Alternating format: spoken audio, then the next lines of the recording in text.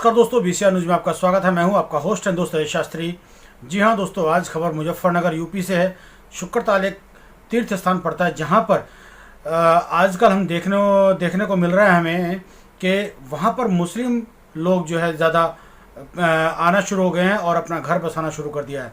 यानी कि एक जो हिंदुओं की जो तीर्थ स्थल है, हिंदुओं का तीर्थ स्थल है, उस पर जो है मुस्लिमों का राज होता नज़र आ रहा है। क्योंकि इन लोगों का एक प्लान है कि हिंदू के जो तीर्थ स्थल है वहाँ जाकर अपने आप को इस्टेब्लिश करने का, उनके सेवा करने का, उनके साथ रहने का, यानी कि जो हिंदुओं की मोनोपोली है या हिंदुओं के राज हैं वो जानने का इनका एक अंदाज़ बहुत निराला है ये। और ये लोग हिंदुओं के साथ मिलजुल कर रहते हैं और उनकी पोल लेते हैं, उनकी खबर लेते हैं कि ये क्या कर रहे हैं। किसी मुस्लिम बाहुल्य इलाके में आप जाकर कोई हिंदू नहीं रह सकता, लेकिन हिंदू बाहुल्य में जाकर ये लोग रह सकते हैं, क्योंकि ये लड़ने मरने से कटने से डरते नहीं हैं। और ऐसा ही शुक्रताल में होता नज़र आ रहा है कि जहाँ पर कोई मुस्लिम नहीं रहता था, लेकिन आजकल वहाँ पर काफ़ी मुस्लिम लोग नज़र आते हैं और आश्रमों में वो बाकायदा जॉब भी कर रहे हैं। कोई कुछ कर रहा है, कोई कुछ कर रहा है, तो कोई सब्जी बेच रहा है या इस तरह की काफ़ी एक्टिविटीज़ वहाँ पर चालू हो गई है।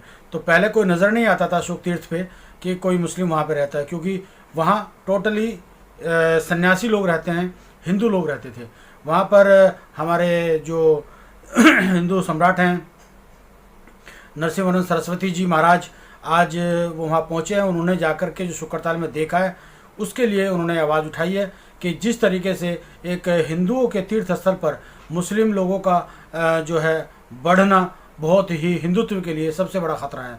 तो वो आज क्या कह रहे हैं, आइए चलते हैं शुक्रताल में कि किस तरीके से हमारे जो महाराज जी हैं नरसिंहानंद सरस्वती महाराज जी, वो क्या बोल रहे हैं। आइए आपको लेकर चलते हैं उनके पास। हिंदुओं, तुम बच्चे पैदा कर लो तो हिंदू कहते हैं हम इन्हें खिलाएंगे क्या, और हमारे बच्चों की जिम्मेदारी कौन लेगा। हिंदुओं, मेरी एक बात अच्छी तरह से समझ लेना। यदि तुम्हारे जो अपने अभी 2 बच्चे हैं या 1 बच्चा है, यदि उसे बचाना चाहते हो तो और बच्चे पैदा करो। यदि हम इन भारत के रहने वाले इस्लाम के जिहादियों से यदि हम जनसंख्या का युद्ध हार गए तो शायद ही कोई ऐसा बच्चा होगा जिसे चिता नसीब होगी या जिसे अंतिम संस्कार नसीब होगा। हमारे बच्चों को चिताएं भी नसीब नहीं होनी है। और इसका अगर आपको देखना है तो आप शुक्रताल में आकर देखिए। ये हिंदू संतों की भूमि है, यहां बड़े बड़े आश्रम हैं, लेकिन जैसे मैं देख रहा हूं हर आश्रम में ज्यादातर काम करने वाले मुसलमान, परमानेंट काम करने वाले मुसलमान हैं आश्रमों में। और यहां पहले कोई मुसलमानों को जमीन नहीं देता था शुक्रताल में, लेकिन धीरे धीरे अब शुक्रताल में मुसलमानों की संपत्तियां बढ़ने लगी हैं और यहां काम करने वाले बहुत सारे लोग, फल बेचने वाले, सब्जी बेचने वाले दुकानदार यहां मुसलमान होते चले जा रहे हैं। सारा क्षेत्र हिंदू बाहुल्य है, लेकिन यहां मुसलमानों का इतना दबदबा है कि यदि मुसलमान किसी को यहां पीट दें तो हिंदू उसका साथ देने के लिए खड़ा नहीं होता। खड़ा कहां से होगा? कमजोर हो चुकी है ये कौम इतनी कि अब अपने भाई का साथ नहीं देती। यदि हिंदुओं का झगड़ा हो तो बहुत सारे मुसलमान इस क्षेत्र में इकट्ठे हो जाते हैं। ये मैं ग्राउंड रियलिटी बता रहा हूं आपको। मैं तो घूमता रहता हूं, जंगल सारे गांव जाता हूं, शहर जाता हूं, सब जगह हिंदुओं से मिलने जाता हूं। यहां भी अब मैं कई दिन और रहने वाला हूं।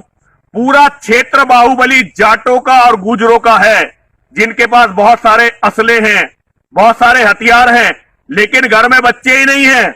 हर व्यक्ति मकान पर मकान बनाए जा रहा है, प्लॉट पर प्लॉट खरीदे जा रहा है, जमीन पर जमीन खरीदे जा रहा है, और ये जानता नहीं है कि उनके उन मकानों का होगा क्या। आज कहते कहते बड़ी थकान सी भी होने लगी है। कई बार मन ये करने लगा है कि हिंदुओं से कुछ ना कहा जाए तो अच्छा है, लेकिन आदत पड़ चुकी है कहने की हिंदुओं। अब मैं चुप भी नहीं रह सकता और मैं ये सोचता हूं जीवन मेरा बचा ही कितने दिनों का है जो मैं अब चुप रहूं। मैं मां गंगा के तट से हिंदुओं तुम्हें केवल इतना कहना चाहता हूं, केवल तुम्हारे घर में बच्चे, लड़के, बेटे, बच्चों में भी बेटे, क्योंकि बेटों के कंधे पर होता है पूरे परिवार की रक्षा का भार। केवल बेटे और बेटों के हाथ में हथियार तुम्हें बचा सकते हैं, इसके सिवा तुम्हें कोई बचा नहीं सकता। जो भी लोग पुलिस के भरोसे बैठे हैं, जो भी लोग नेताओं के भरोसे बैठे हैं, जो भी लोग हिंदू संगठनों के भरोसे बैठे हैं, जो भी लोग साधु संतों के भरोसे बैठे हैं, क्योंकि मैं जब बात करता हूं हिंदू बताते हैं कि अभी तो मोदी जी हैं, योगी जी हैं, हमें क्या होने वाला है। मैं योगी जी को भी आमने सामने बता चुका हूं कि नरेंद्र मोदी जी हमारे पृथ्वीराज चौहान साबित हो सकते हैं। सत्ता का ट्रांसफर मोदी जी के बाद योगी जी तक या किसी हिंदू तक नहीं जाएगा, सीधा मुसलमानों को हो जाएगा। और मुझे लगता है कि 29 तक यदि यही भयावह मुसलमानों की आबादी यूं ही बढ़ती रही और हमारी घटती रही तो हमारे विनाश को कोई नहीं रोक सकेगा और भारत का प्रधानमंत्री मुसलमान हो जाएगा। एक बार यदि भारत का प्रधानमंत्री मुसलमान हुआ तो ये इतना बुरा होगा हिंदुओं जिसकी तुम कल्पना नहीं कर सकते। तब तुम्हें ये पागल सन्यासी, ये मूर्ख सन्यासी, ये गरीब सन्यासी याद आएगा कि एक सन्यासी तुम्हें समझाते समझाते मर गया, लेकिन तुमने अपना पूरा जीवन, मैं तो सन्यासियों में देख रहा हूं, सन्यासी केवल ईंट और पत्थर इकट्ठा करने में लगे हुए हैं, केवल मकान और बिल्डिंगें बनाने में लगे हुए हैं। इन्हें इतनी भी तमीज नहीं है। मैं क्षमा चाहता हूं, लेकिन फिर भी मुझे कहना पड़ता, क्योंकि ये धर्म गुरु हैं। इनके आश्रम देखिए केवल त्योहारों पर खुलते हैं, बाकी इनके आश्रम बंद रहते हैं। आश्रमों में कोई सफाई करने वाला भी ठीक से नहीं होता।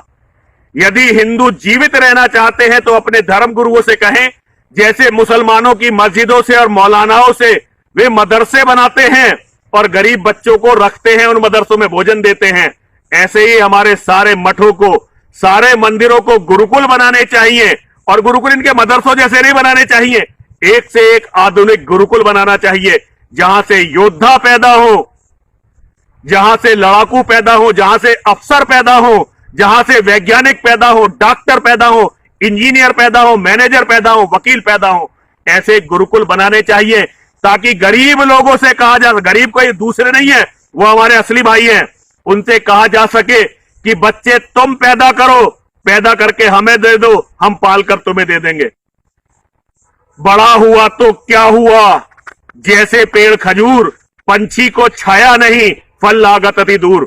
हमारे जो धर्मगुरु हैं वो खजूर के पेड़ की तरह हो गए हैं, ना तो किसी को छाया दे पा रहे हैं, ना ही उनका फल किसी को मिल रहा है। हिंदुओं, ये लोग तो भाग भी जाएंगे देश छोड़कर, जिनके पास पैसे हैं वो देश छोड़कर भाग भी जाएंगे, लेकिन तुम्हारा क्या होगा। और जो लोग दानवीर हैं, दानदाता हैं, मैं उनसे कहना चाहता हूं अपना दान ऐसी जगह दो जहां धर्म की रक्षा हो सके, और ऐसा दान दो कि हिंदू ज्यादा से ज्यादा बच्चे पैदा करने के लिए प्रेरित हो।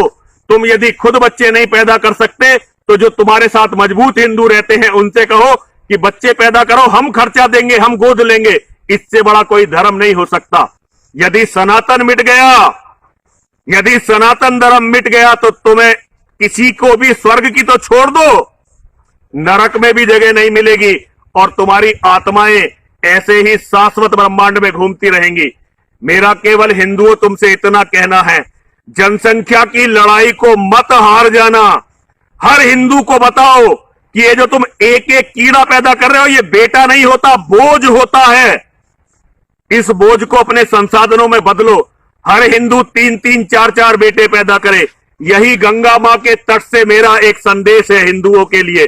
सभी बोलेंगे, बोलिए हर हर महादेव।